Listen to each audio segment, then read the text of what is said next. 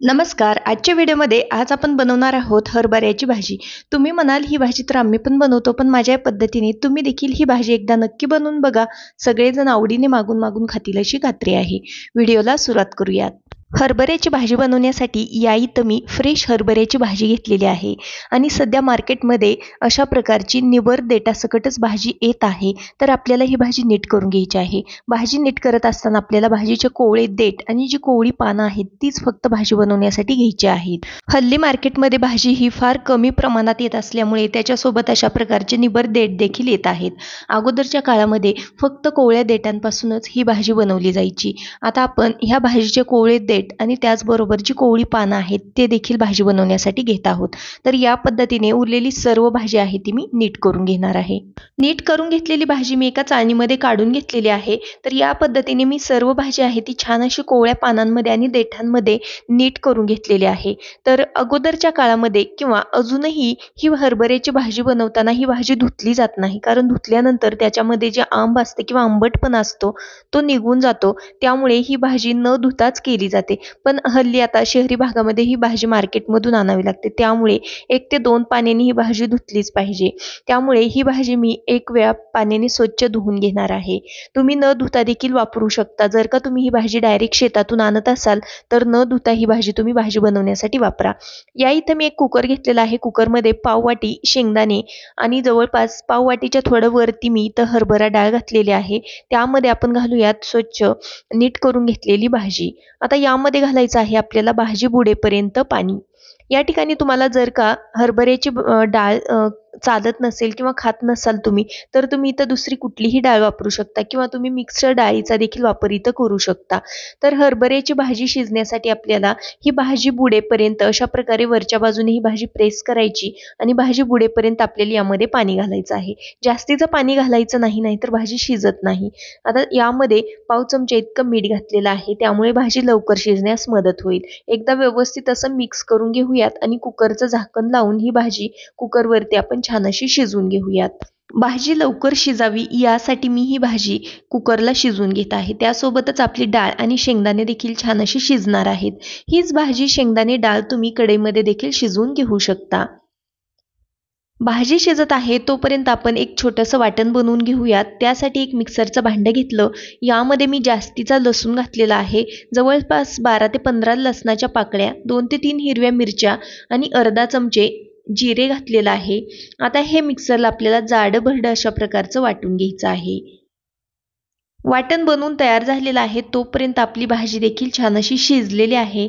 या ठिकाणी भाजी शिजण्यासाठी मी 4 शिट्ट्या केलेल्या होत्या. तुमच्या कुकरच्या शिट्ट्या फास्ट होत असतील तर जास्त करा आणि स्लो होत असतील तर कमी शिट्ट्यांवरती ही भाजी शिजवा. तर या ठिकाणी ही भाजी अगदी छान अशी शिजलेली आहे. एकदा आपण ही भाजी पळीने छान अशी फेटून घेऊयात, मॅश करून घेऊयात. आता यामध्ये घालूयात 3 चमचे इतकं चणा डाळीचं पीठ म्हणजेच बेसन पीठ आणि हे देखील आपण व्यवस्थित असं मिक्स करून घेऊयात.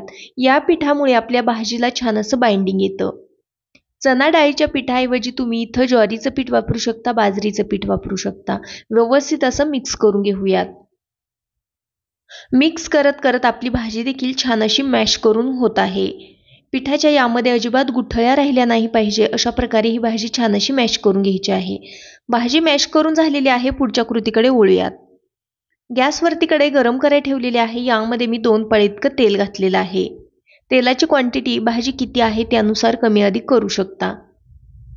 तयार करून घेतलेलं हिरव्या मिरचीचं आणि लसणाचं वाटण यामध्ये घालूयात. हे वाटण आपण या फोडणीमध्ये अगदी छान असं परतून घेऊयात. लसणातला कच्चेपणा दूर होईपर्यंत छान असं परतून घ्यायचं आहे. फोडणी छान अशी परतून झालेली आहे. आता भाजीला छान असा कलर यावा यासाठी आपण पाव चमचा इतकी हळद पावडर यामध्ये घालूयात. व्यवस्थित असं मिक्स करून घेऊयात. फोडणी छान अशी कडकडीत गरम झालेली आहे. आता यामध्ये घालूयात आपण मॅश करून घेतलेली भाजी. सर्व भाजी यामध्ये घालायची आहे. आता आपण हे कुकरचं भांडं आहे किंवा कुकर आहे तो देखील छान असं आपण विसळून यामध्ये पाणी घालूयात. भाजीची कन्सिस्टन्सी पाहत तुम्ही यामध्ये पाणी ॲड करू शकता, पण अगदी थोडंसं कुकर विसळून यामध्ये मी पाणी घातलेलं आहे. आता ही भाजी व्यवस्थित अशी एकदा मिक्स करून घेऊयात. भाजीला उकळी येईपर्यंत गॅस थोडासा फुल करूयात. चवीकरता मीठ घालायचं आहे. लक्षात ठेवा, भाजी शिजताना देखील आपण यामध्ये मिठाचा वापर केलेला होता, म्हणून अगदी बेतानेच या ठिकाणी मी थोडंसं मीठ यामध्ये घातलेलं आहे. पुन्हा एकदा छान असं मिक्स करायचं. आता लो टू मीडियम गॅसवरती ही भाजी आपल्याला छान अशी शिजवून घ्यायची आहे. 4 ते 5 मिनिटासाठी भाजी शिजवून घेऊयात.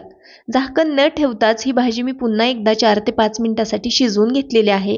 इथं तुम्ही बघू शकता, मस्त अशी आपली इथं हरभऱ्याची भाजी बनवून तयार झालेली आहे. भाजीला रंग काय सुरेख आलेला आहे.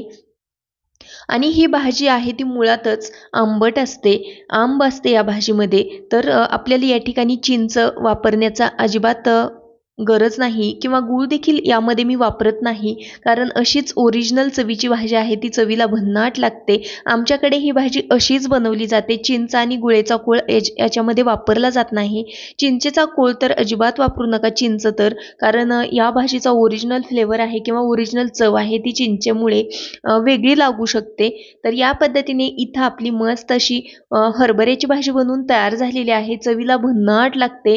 बाजरीच्या भाकरीसोबत ही भाजी चवीला अप्रतिम लागते. त्याचबरोबर ज्वारीच्या भाकरीसोबत ही भाजी तुम्ही खाऊ शकता किंवा चपातीसोबत खाऊ शकता किंवा भातासोबत देखील ही भाजी तुम्ही खाऊ शकता.